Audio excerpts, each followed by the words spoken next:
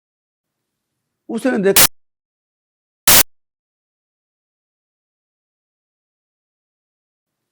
اس نے دیکھا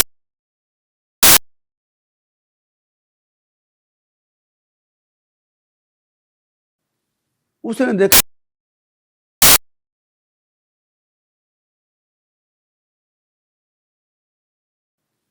اس نے دیکھا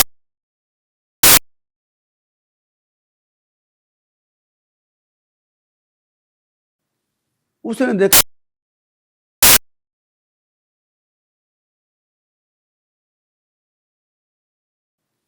اس نے دیکھا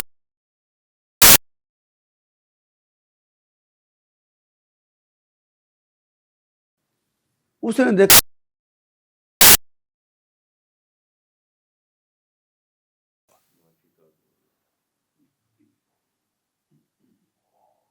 حقوق اللہ اور حقوق العباد یہی کہتے ہیں. ویسے تو دونوں ہی اللہ ہی کے حکم ہیں. حقوق دونوں کس کے ہیں؟ جس کا حکم. بھئی کسی بندے کی اگر مدد کرنی ہے تو کس کا حکم ہے؟ تو نہیں کرو گے اس حق تو اس کا مارا گیا نا، بندے کا کاہے کو مارا گیا؟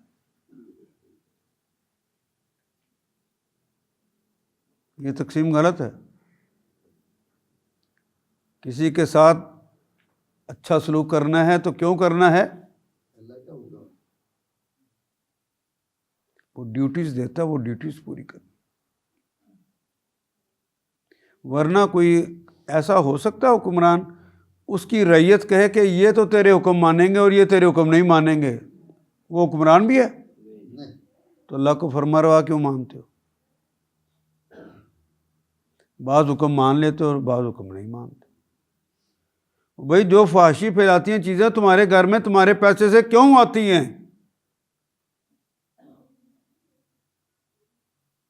جہاں پہ تمہاری دسترس نہیں ہے اس کو تو الگ کر دو. جہاں تمہاری دسترس ہے وہاں کیوں آتی؟ تو جب کوئی بندہ یہ کام کر لیتا ہے، نماز کے اندر کے احکام، نماز کے اعمال کے، اس کو بھی دنیا کے اندر عمل کرنے لگ جاتا ہے اور نظام زکوٰۃ کو قائم کر دیتا ہے. ان آیات کو ایک دفعہ پھر تلاوت خود کیجیے، عربی و مبین پڑھتے ہوئے دیکھیے کیا بات پوری اندر اتر رہی ہے؟ کیا یہ اردو کے سانچے میں ڈھلتی گئی ہیں عبارتیں؟ اگر بات سمجھ آنی شروع ہوگی تو الحمدللہ یہی ہمارا ہدف ہے اور یہ ہدف پورا ہو گیا. اللہ میرا اور آپ کا حامی و ناصر.